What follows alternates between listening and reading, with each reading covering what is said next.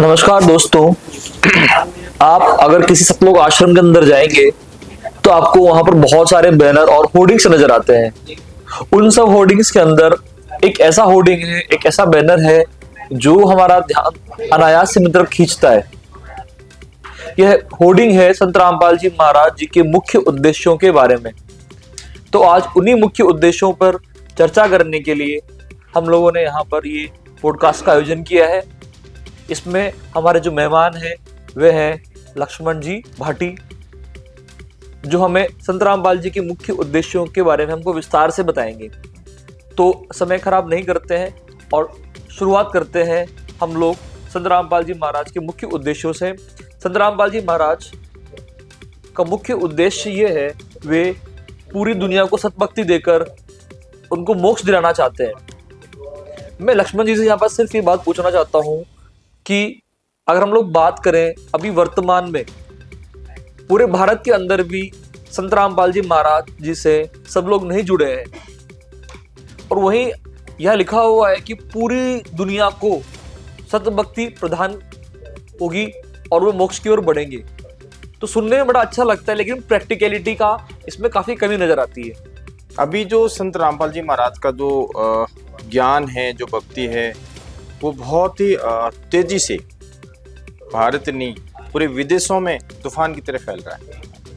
और सबसे बड़ी बात है कि अभी जो संत जी का जो सत्संग होते हैं वो गांव लेवल, तहसील लेवल, जिला लेवल पर सत्संग होते हैं। और जो संत जी के अनुयायी हैं वो पुस्तकों का प्रचार बहुत तेजी से कर रहे हैं, और वो चाहते हैं कि हर इंसान को ये शास्त्र प्रमाणित पुस्तक जो हमारे गुरु जी की है, ज्ञान गंगा, जीने की राह, कबीर परमेश्वर, बहुत सारी पुस्तकें हैं, हिंदू साहिबान नहीं समझे, वेद गीता पुराण, ये हम हर इंसान को दें, वो उसको पढ़े, वेद गीता से मिलान करे और इस ज्ञान को समझे। तो बहुत ही तेजी से परमात्मा का तत्व ज्ञान का प्रचार हो रहा है। साथ में नेपाल सहित भारत के 10 सतलोक आश्रम में बड़े बड़े समागम, भंडारे हो रहे हैं, और साल में लगभग 6 विशाल भंडारे होते हैं।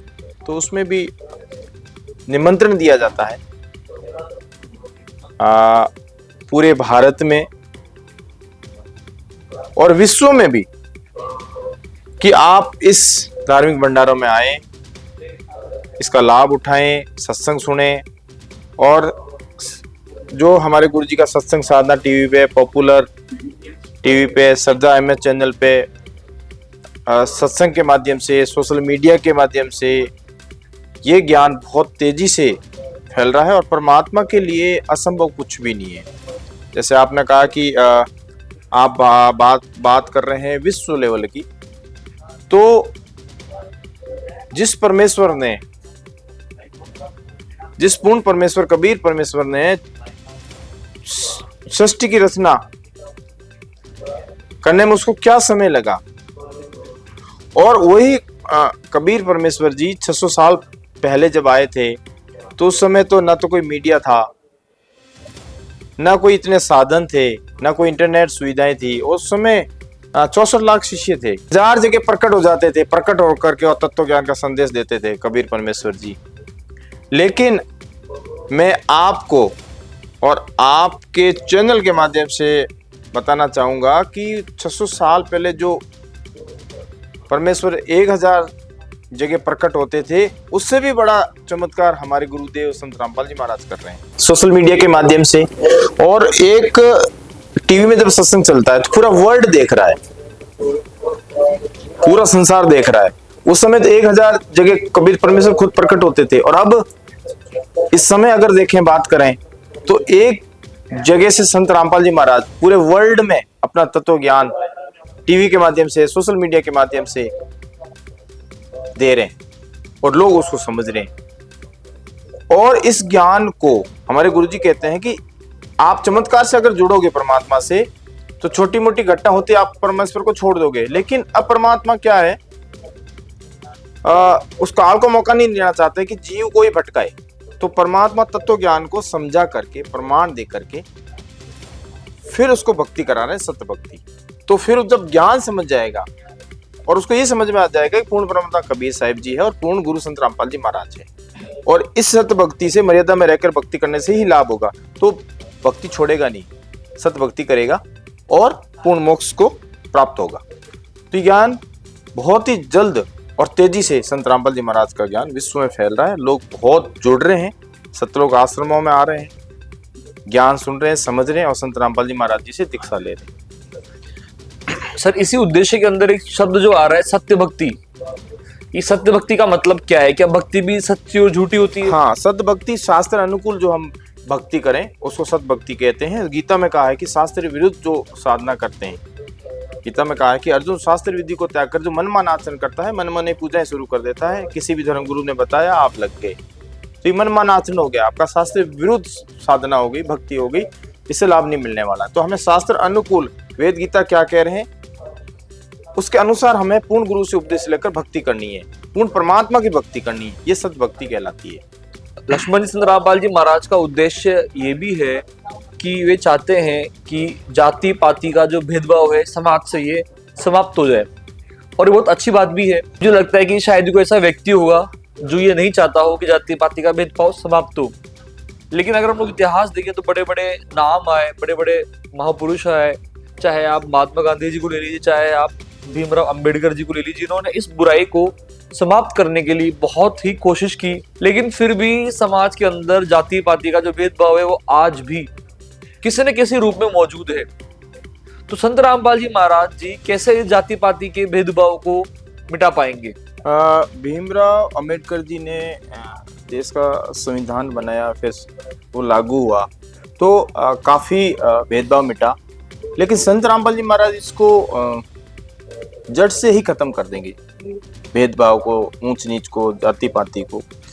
परमेश्वर के घर में कोई जाति नहीं है, हम सब परमात्मा के बच्चे हैं। और गुरुजी संत रामपाल जी महाराज का एक नारा है, जीव हमारी जाति, मानव धर्म हमारा, हिंदू मुस्लिम सिख ईसाई धर्म नहीं कोई न्यारा। और इसका सबसे बेस्ट उदाहरण अगर आपको देखना है कि जाति पाति खत्म हो रही है कि नहीं हो रही है, तो आप सतलोक आश्रम में विजिट कीजिए और वहां देखिए, आपको बिल्कुल सब सम्मान बरोबर दिखाई देंगे। एक साथ बैठते खाना खाते हैं, बातचीत करते हैं, किसी भी प्रकार का आपको जाति पाति का भेदभाव नहीं दिखाई देगा और ये खत्म हो रहा है। संत रामपाल जी महाराज का एक मुख्य उद्देश्य ये है कि वे समाज के अंदर नैतिक जागृति और एक आध्यात्मिक जागृति लाना चाहते हैं। पहले तो हमको समझाइए कि आखिर नैतिक जागृति और आध्यात्मिक जागृति का मतलब क्या होता है? देखिए सर, जो यूथ है उसमें ये बात कि सही क्या है गलत क्या है, मुझे क्या चीज करनी चाहिए क्या नहीं करनी चाहिए, उसमें पहले तो ये चीज समझ हो, तो फिर वो उसको ज्ञान होगा तो वो बुराई नहीं करेगा। आज यूथ क्या कर रहा है? नशा कर रहा है, अंडा मीट मांस मछली चोरी जारी वेश्यावृत्ति। अब वो क्यों कर रहा है? क्योंकि उसको उस चीज का ज्ञान नहीं है कि मैं कोई भी गलती कर रहा हूँ, पाप अपराध कर रहा हूँ, चोरी कर रहा हूँ, तो मुझे उसका दंड मिलेगा। आप देखते हैं कि देश में अगर कानून जो बना हुआ है, अगर कोई चोरी करता है तो पुलिस उसको उठा के अंदर डालती नहीं डालती, फिर उसको सजा होती है, कोर्ट में केस चलता है, तो ये तो उसको पता है। लेकिन जो नशा करते हैं अपन, अब हमें ये नहीं पता है कि हमें इसका पाप भी होगा, तो इसके लिए कबीर परमेश्वर जी की वाणी है कि पर द्वारा स्त्री का कोले 70 जन्म अंधा हो डोले, मदिरा पीवे कड़वा पानी 70 जन्म स्वान के जानी, सोनारी जारी करे सुरापान 100 बार, एक जलम मौका पड़े डूबे काली धार। अब मान लो किसी के साथ में दुराचार करता है, बहन बेटी के साथ में बलात्कार करता है, तो 70 जन्म अंधा होता हो। मदिरा पीवे कड़वा पानी, अगर कोई मदिरा पान करता है तो 70 जन्म तक कुत्ते की होने में जाता है। अब जब उसको ज्ञान हो जाएगा कि मैं इस तरीके की गलती करूंगा तो मुझे ये भोगना पड़ेगा, लग 84 में जाना पड़ेगा, तो वो ऐसी गलती नहीं करेगा। तो सही और गलत का उसको पता चलेगा, फिर वो डिसीजन लेगा कि मुझे ऐसी बुराइयां त्याग देनी है। तो ये संत रामपाल जी महाराज के ज्ञान और सत्संग से ही बुराइयां दूर हो रही है। और जब इस चीज का उसको ज्ञान होगा, सत्संग सुनेगा, बुक पढ़ेगा, तो आध्यात्मिक जागृति आएगी, स्पिरिचुअलिटी के बारे में, अध्यात्म के बारे में वो पढ़ेगा, सुनेगा, सत्संग सुनेगा और पूर्ण परमात्मा की भक्ति करेगा, बुराइयां छोड़ देगा। संत रामपाल जी महाराज का एक उद्देश्य है कि वे समाज से हर प्रकार के नशे को दूर करना चाहते हैं।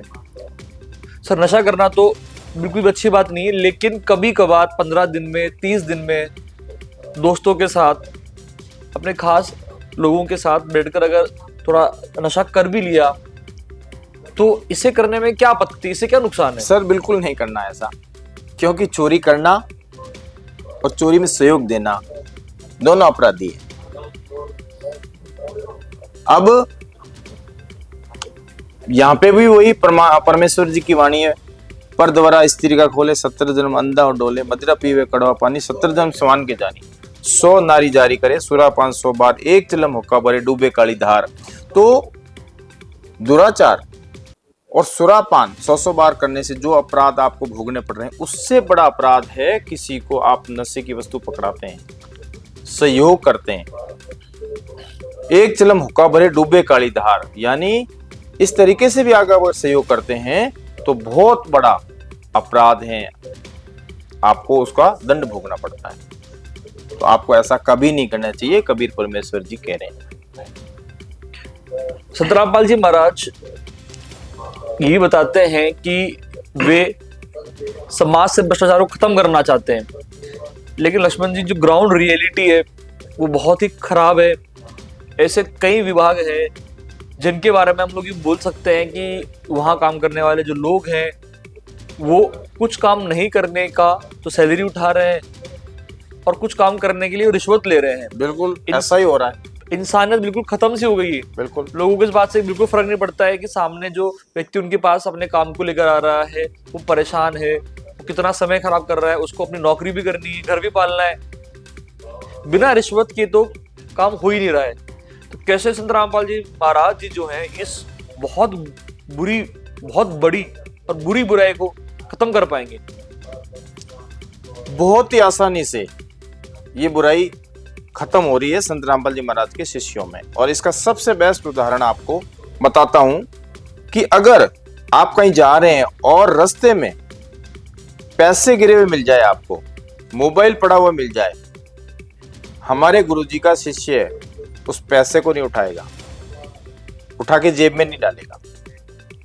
अगर वहां पे कोई मोबाइल मिल गया है या पर्स मिला जिसमें पैसे पड़े हैं, तो वो कोशिश करेगा कि ये पर्स है किसका, ये मोबाइल है किसका। तो उसमें जैसे ही उसको कोई नाम पता मिलते ही उसको फोन करेगा कि आपका ये पर्स मिला, आपका आधार कार्ड था, इतने रुपए थे, आप आज आकर के ले जाइए। और इसकी कितनी न्यूज अखबार में आती है डेली कि संत रामपाल जी महाराज के शिष्यों ने फिर ईमानदारी की मिसाल पेश की। जब वो पड़े हुए रुपए नहीं उठा सकता है, कोई वस्तु नहीं उठा सकता है, तो वो किस तरीके से भ्रष्टाचार करेगा? वो क्यों रिश्वत लेगा? वो क्यों? उसको पता है कि ये जहर है। पड़ी हुई कोई वस्तु, पैसे हैं, पर्स हैं, वो नहीं लेते हैं, तो उनके शिष्य किस तरीके से भ्रष्टाचार या रिश्वतखोरी का पैसा लेंगे? तो सबसे बेस्ट उदाहरण आपको ये देखने को मिलता है संत रामपाल जी महाराज के शिष्यों में। अब खत्म कैसे होगा? ये ज्ञान से ही होगा। क्यों? कि जो रिश्वत का पैसा आप घर में लाओगे, जैसे कोई अधिकारी ले आता है, पैसा खर्च करता है, तो वो पैसा किसी न किसी रूप में वापस निकल जाएगा, उसका नुकसान होता है। हॉस्पिटल में पैसे लग जाएंगे, कोर्ट कचहरी में पैसे लग जाएंगे, तो दुखी होगा, वो पैसा फलेगा नहीं। जिस औलाद के लिए उन्होंने 2 रुपए की चोरी की, भ्रष्टाचार किया, उल्टा नुकसान हो गया। क्यों? कि जैसे किरका जहर का रंग हो रही हो, कहो कौन तिस खावे, राम रंग हो रही हो, तो बिल्कुल ही जहर है। तो ज्ञान से ये भ्रष्टाचार भी संत रामपाल जी महाराज खत्म करेंगे। आपके कहने का मतलब ये कि संत रामपाल जी महाराज से जुड़े हुए जो लोग हैं वे भ्रष्टाचार नहीं करते हैं? क्या आप ये बात श्योरिटी से बोल सकते हैं? हाँ, मैं बिल्कुल श्योरिटी से कह सकता हूं कि जो संत रामपाल जी महाराज के नियम मर्यादा को फॉलो करता है और सत भक्ति कर रहा है, उनसे उपदेश लेकर के, वो बिल्कुल भ्रष्टाचार नहीं करता है। और आज इस समय भी अगर देखें तो बहुत से अधिकारी पदों पे संत रामपाल जी महाराज के शिष्य है। कोई कलेक्टर है, कोई जज भी है, कोई वकील है, लेक्चरर है, बहुत से। वो किसी भी प्रकार का रिश्वत का पैसा घर में नहीं लाते। बहुत से आईपीएस हैं, एसएचओ हैं, बहुत से हैं, लेकिन वो गलत पैसा घर में नहीं लाते हैं। संत रामपाल जी महाराज का एक मुख्य उद्देश्य ये भी है कि वे समाज से पाखंडवाद को समाप्त करना चाहते हैं। लक्ष्मण जी, कोई व्यक्ति किसी चीज को फॉलो कर रहा है तो हो सकता है कि वो चीज किसी दूसरे आदमी के लिए पाखंड हो, और हो सकता है कि ये व्यक्ति जो किसी चीज को फॉलो करता है तो पहले व्यक्ति के लिए कि वो पाखंड हो।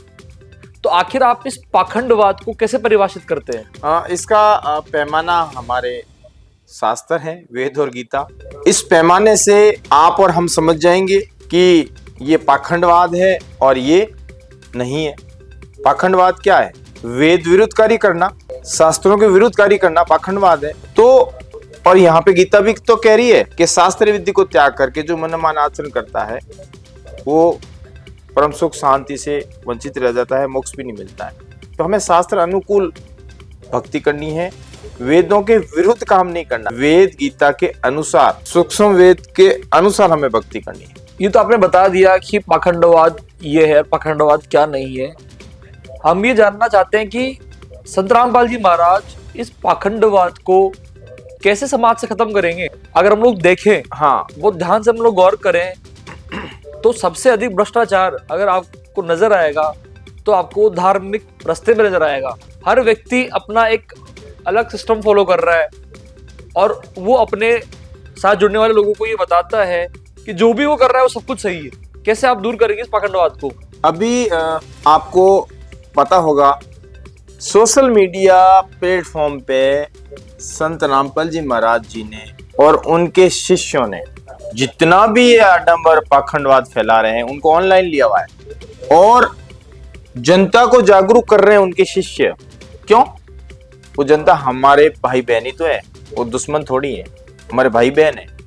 और हम लोग उनको जाके समझा रहे हैं, उनको कह रहे हैं सोशल मीडिया के माध्यम से, ज्ञान चर्चा के माध्यम से कि भाई आप हिंदू हैं तो हम भी हिंदू हैं, आप सनातनी हैं तो हम भी सनातनी हैं, हम भी आपके भाई हैं, दुश्मन नहीं।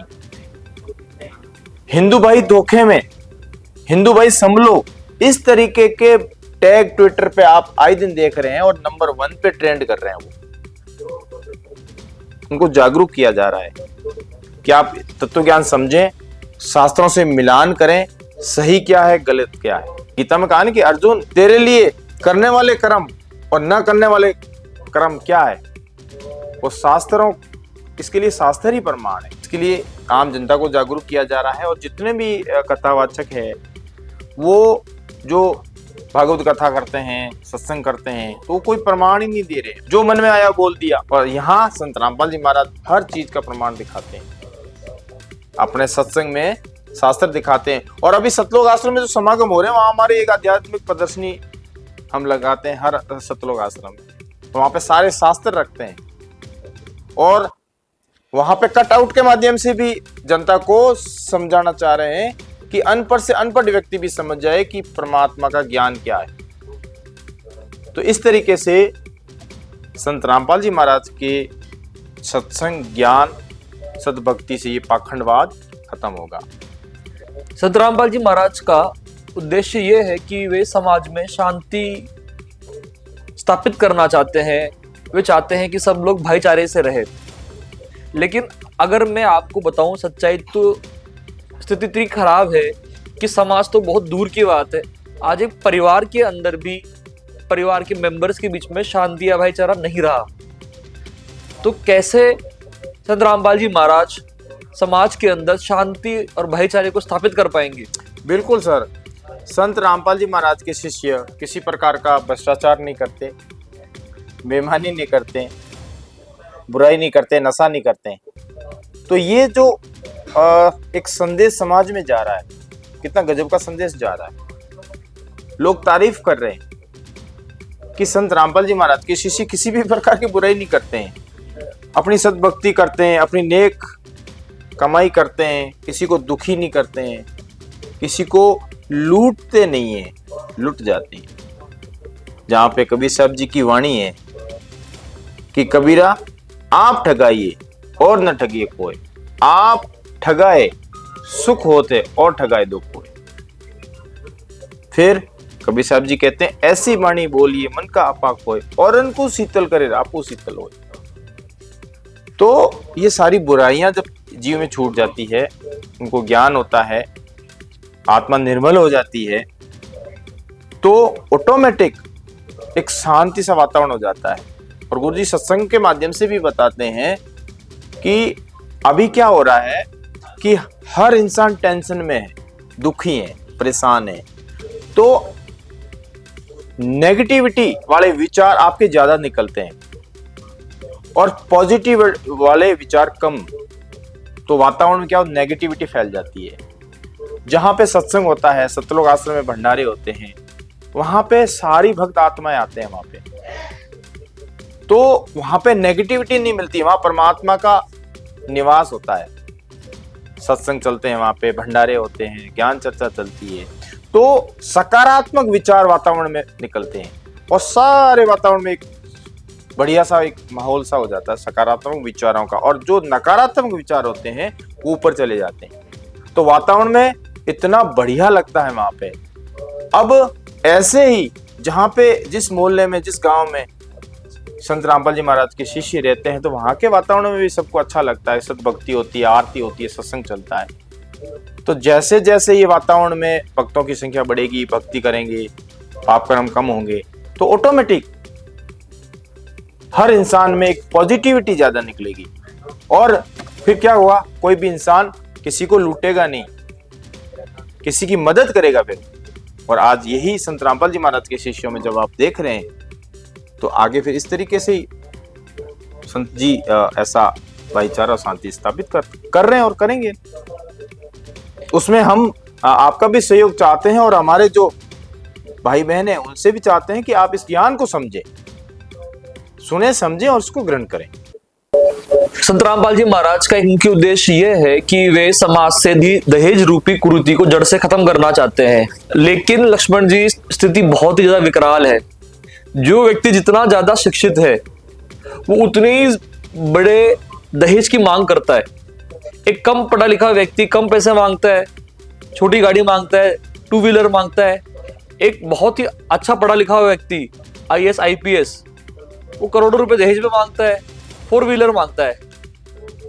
तो जिस काम को शिक्षा भी, जिस बुराई को शिक्षा भी खत्म नहीं कर पाई, उस राक्षस को, उस दहेज रूपी कुप्रथा को कैसे दूर कर पाएंगे? विकराल समस्या हो या असंभव काम हो और उसको संभव कर दे, उसी को तो भगवान कहते हैं, उसी को तो सदगुरु कहते हैं।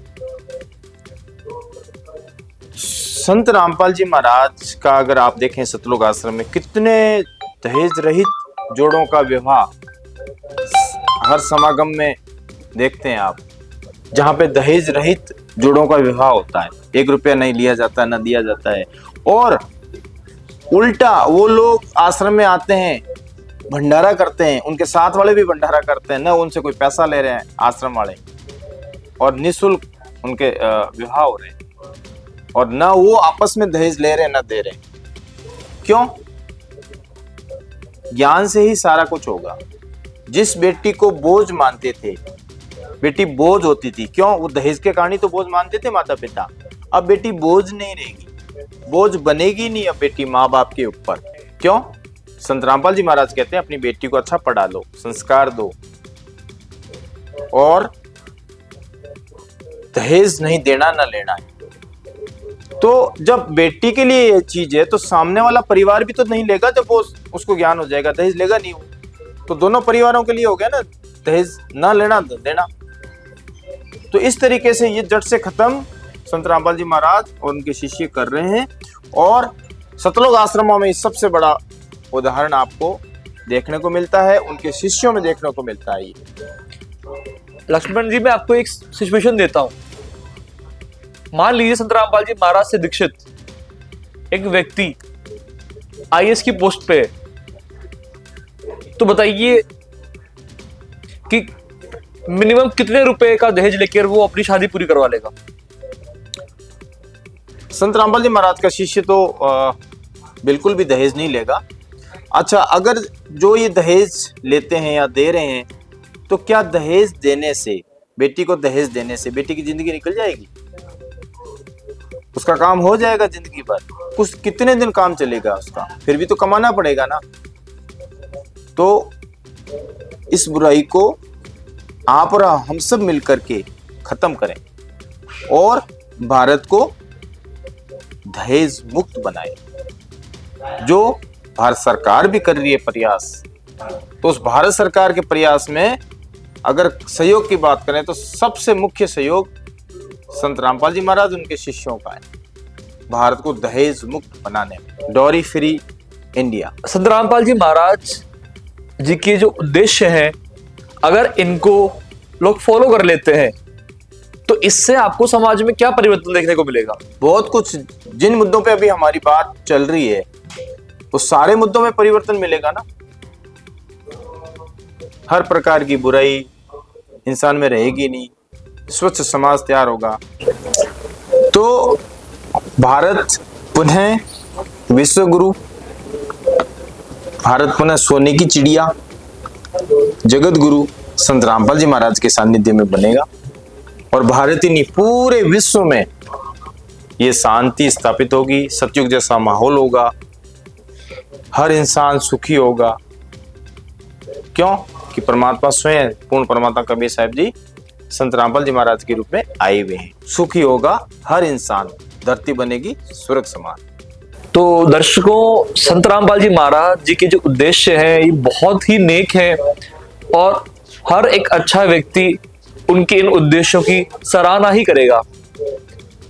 और इन उद्देश्यों की पूर्ति के लिए संत रामपाल जी महाराज जी के साथ साथ उनके जो शिष्य हैं वो भी इस कार्य को करने में लगे हुए हैं। अब देखते हैं कि उनके इस कार्य में वो कितना सफल हो पाते हैं। इसका पता तो हमें वक्त के साथ ही लगेगा। आप तक हम लोग आगे भी ऐसे ही स्पेशल वीडियोस पहुंचाते रहेंगे। धन्यवाद।